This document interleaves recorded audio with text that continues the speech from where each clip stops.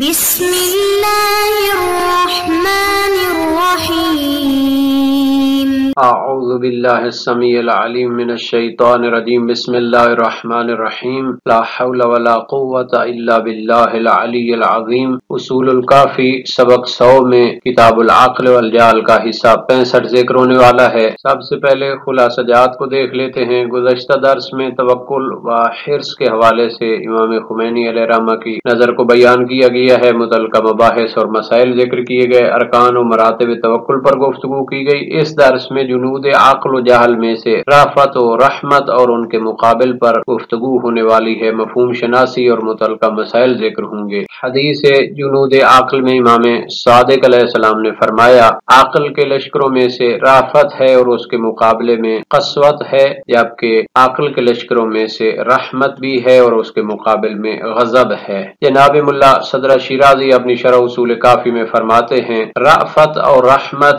یہ دونوں لشکر ہیں، عقل کے اور معنی کے لحاظ سے قریب ہیں، اور ان کے مقابلے میں قسوت اور غضب ہے جو کہ جہالت کے لشکروں میں سے ہیں۔ کبھی رافت اور رحمت کی تفسیر کی جاتی ہے رقت قلب کے ذریعے، دل کا نرم ہونا۔ فرمایا گویا ان میں سے ایک یعنی رحمت یہ انسان کے معنوی دل کی حالت ہے اور رافت اس کے جسمانی دل کی حالت ہے۔ جس طرح روح کے مظاہر ہوتے ہیں اسی طرح انسان کے مادی جسم کے بھی مظاہر ہوتے ہیں۔ ظاہر ہے کہ رافت و رحمت تو اللہ تعالیٰ کے اسماء میں بھی ذکر کیا گیا ہے، رؤوف و رحیم ہونا، تو اس کو اس کے لحاظ سے معنی کیا جائے گا چونکہ وہ جسم و جسمانیات سے پاک ہے، یعنی جو اللہ تعالیٰ نے جنت خلق فرمائی ہے، مختلف نعمات خلق فرمائی ہیں، تو یہ اس کی رحمت کا مظہر ہے، اور اس کے مقابلے میں جہنم، عذاب، نقمت، شقاوت و شر یہ اس کے غضب کے آثار ہیں۔ مگر فرمایا کہ رحمت اس کی ذاتی ہوتی ہے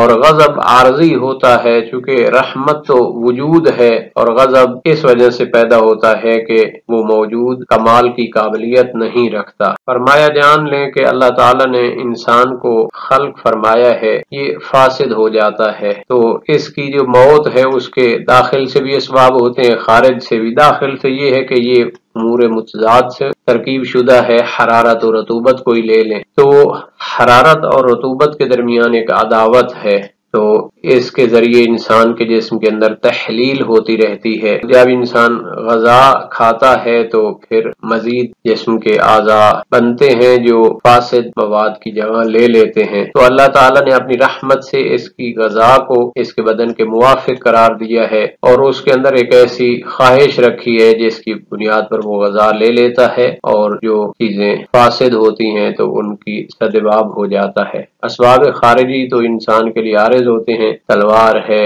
اور اس طرح مختلف بیماریاں ہیں، تو ایسی قوت حمیت ہونی چاہیے جو انسان کے باطن میں ہو اور اس کو مہلکات کو دفع کرنے پر وادار کرے، تو یہ قوت غضبیہ ہوتی ہے، اور اس کے 3 درجات ہیں، افراط و تفریط اور اعتدال۔ اسی اعتدال کی مدح کی جاتی ہے کہ جب انسان کے اندر غضب کی آگ بڑھے تو انسان کو اندھا نہیں ہونا چاہیے بلکہ نور عقل سے کام لینا چاہیے اور اس کو درست سے استعمال کرنا چاہیے۔ باقی اس کی تفصیل بیان کی ہے کہ کس طرح انسان غضب کا شکار ہوتا ہے، بلڈ پریشر میں اضافہ ہوتا ہے اور انسان کی عقل پہ تاریکی چھا جاتی ہے، اور زیادہ تر وہ اس کو ایسے استعمال کرتا ہے کہ افراط و تفریط کا شکار ہو جاتا ہے۔ یہ ان کی بات کا تتمہ موجود ہے۔ جناب ملا صالح مازندرانی نے اس کے بارے میں گفتگو فرمائی ہے، اور ان کے نزدیک رحمت اور رأفت میں فرق سبب اور مسبب کے لحاظ سے ہے۔ وہ فرماتے ہیں کہ یہ جو رأفت ہوتی ہے یہ دل کی نرمی کا موجب بنتی ہے جس سے لطف و شفقت پیدا ہوتی ہے، اور رحمت وہی خود شفقت ہوتی ہے، اور ظاہر ہے کہ اللہ تعالیٰ کے لیے ان چیزوں کا جو اطلاق ہے رؤوف و رحیم کا تو یہ اس کے آثار کے لحاظ سے ہے، جسم و جسمانیات سے وہ پاک ہے۔ اور اس کی یہ بھی تقسیم کی ہے کہ مخلوق میں جب غضب کو دیکھا جاتا ہے تو کبھی یہ ممدوح ہوتا ہے، کبھی یہ مذموم ہوتا ہے، تو جس کی تعریف کی جاتی ہے جو دین کے دائرے میں استفادہ ہو، اور مذموم وہ ہے جو اس کے خلاف ہو، یعنی انسان افراط و تفریط کا شکار ہو جائے۔ اور پھر غضب پیدا ہونے کی وضاحت بھی دی ہے، اور حدیث سے بھی استفادہ کیا ہے کہ غضب سے ڈرو کہ یہ شیطان کے لشکروں میں سے بڑا لشکر ہے۔ امام خمینی علیہ رحمہ نے جنود العقل العقل والجال میں تفصیل کے ساتھ ان کے بارے میں گفتگو فرمائی ہے۔ فصل اول میں فرمایا کہ اہل لغت و ادب سے یہ چیز سمجھی جاتی ہے کہ رأفت کمال رحمت ہوتی ہے، یعنی درجات کے لحاظ سے انہوں نے فرق بیان کیا ہے۔ تو جو فرق جناب ملا صدرہ نے بیان کیا تھا کہ رحمت یہ مانوی دل کی حالت ہوتی ہے اور رأفت یہ جسمانی دل کی حالت ہوتی ہے، تو اس کو یہ قبول نہیں فرماتے۔ فرمایا یہ جو فرق بیان کیا گیا تو یہ درست نہیں ہے، چونکہ جو جسمانی دل ہوتا ہے یہ اس کے آثار نہیں ہے، بلکہ یہ امور معنویہ غیر مادیہ میں سے ہیں، اور جہاں تک رقت، نرمی یا جذباتی اثر پذیری ہوتی ہے، ایک انفعالی کیفیت ہے، وہ رحمت اور رأفت کی حقیقت میں داخل نہیں ہے۔ رحمت اور رأفت بھی دیگر وجودی حقائق کی طرح اپنے مرتبہ اور نشأت کے لحاظ سے مختلف ہوتے ہیں۔ تو یہاں پر اس چیز کے بارے میں وضاحت فرمائی ہے، جس طرح علم و قدرت، حیات جیسے کمالی صفات کا فرق ہوتا ہے، جب وہ خدا کے واجب الوجود، ذاتی، قدیم اور قیومی صفات ہوں تو کچھ حکم رکھتی ہیں، اور جب وہ حادث، انفعالی، تجددی اور مخلوق میں قائم ہوں تو کچھ اور حکم رکھتے ہیں۔ اس طرح اللہ تعالیٰ کے لیے رحمت اور رأفت کے بھی مراتب میں فرق ہے۔ آخر میں کہا گیا کہ یہ فرق دراصل وجود کی حقیقت میں مراتب کے فرق کا نتیجہ ہے، یعنی چونکہ وجود مطلق میں وسعت ہے اور اس کی حقیقت کے مختلف مراتب ہیں، اس لیے صفات میں بھی وہی وسعت اور اختلاف پیدا ہوتا ہے۔ فصل دوم میں رأفت اور رحمت کی تاثیر بیان کرنا چاہتے ہیں۔ فرمایا یہ دونوں اسماء الہیہ جمالیہ کی تجلیات میں سے ہیں، اللہ تعالیٰ نے مخلوقات میں ان کو ودیت فرمایا ہے تاکہ یہ اپنی حفاظت کریں اور اپنے نظام کی، اور اس طرح یہ مخلوقات کا سلسلہ جاری رہے۔ تو سب سے پہلے خاندان میں اس کا اظہار ہوتا ہے، پھر اس کے بعد معلمین، انبیاء کرام، اولیاء، نوع بشریت کے لیے مختلف قسم کی قربانیاں دیتے ہیں۔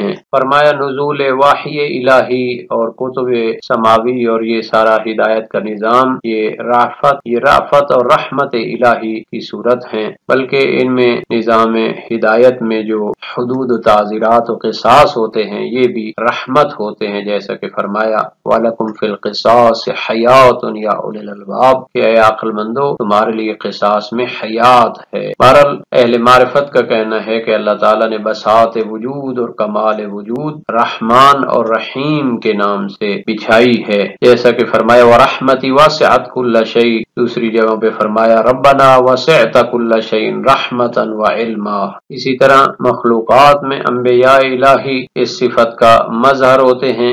لَقَدْ جَاءَكُمْ رَسُولٌ مِّنْ أَنفُسِكُمْ عَزِيزٌ عَلَيْهِ مَا عَنِتُّمْ حَرِيصٌ عَلَيْكُمْ بِالْمُؤْمِنِينَ رَءُوفٌ رَحِيمٌ لَعَلَّكَ بَاخِعٌ نَفْسَكَ أَلَّا يَكُونُوا مُؤْمِنِينَ، یعنی نبی اکرم صلی اللہ علیہ وآلہ وسلم اپنی امت سے کمال رافت اور شفقت کرنے والے تھے۔ اسی طرح مومنین کو بھی آپس میں رافت اور رحمت کے ساتھ زندگی گزارنے کی تاکید کی گئی ہے۔ یہاں پر روایات کو ذکر کیا ہے، یہ اسی باز کا تتمہ ہے، روایات اس کی مدح میں بیان کی ہیں، نبی اکرم صلی اللہ علیہ وآلہ وسلم سے منقول ہے ان اللہ عز و جل رحیم یحب کل رحیم، خدا تعالیٰ کی ذات رحیم ہے تو رحمت کرنے والوں کو پسند کرتی ہے۔ فصل سوم میں قسوت اور غضب کے درمیان فرق بیان کرنا چاہتے ہیں۔ فرمایا قساوت قلبی سے مراد دل کا سخت ہونا ہے۔ قرآن کریم میں اس کا ذکر ہے افمن شرح اللہ صدرہ للاسلام فہو علی نور من ربہ فویل للقاسیۃ قلوبہم من ذکر اللہ اولئک فی ضلال مبین، تو جو سنگ دل ہوتے ہیں ذکر الہی کے وقت وہ کھلی گمراہی میں ہیں۔ تو قساوت قلبی کو قرار دیا ہے کہ اس سے انسان حق کو قبول کرنے سے گریز کرتا ہے، جبکہ نرم دلی کے ساتھ وہ حق کو قبول کرتا ہے۔ اللہ نزل احسن الحدیث کتابا متشابہا مثانی تقشعر منہ جلود الذین یخشون ربہم ثم تلین جلودہم وقلوبہم الی ذکر اللہ، کہ جو لوگ خشیت الہی رکھتے ہیں تو ذکر الہی سے ان کے دل اور ان کی جلد نرم پڑ جاتی ہے۔ تو قساوت سنگ دلی کے معنی میں ہے، اور غضب انسان کے اندر جوش آنے کے معنی میں ہوتا ہے، اور اس کی وضاحت دی ہے کہ انسان کے اندر جب انتقام کی آگ بھڑکتی ہے تو پھر وہ سوچنا کم کر دیتا ہے اور جوش میں آ جاتا ہے، انتقام لینا چاہتا ہے۔ اسی کو حکما اور فلاسفہ نے بیان کیا ہے، جناب ابن مسکوے کی عبارت کو یہاں پہ نقل فرمایا ہے۔ فصل چہاروں میں بیان کرنا چاہتے ہیں کہ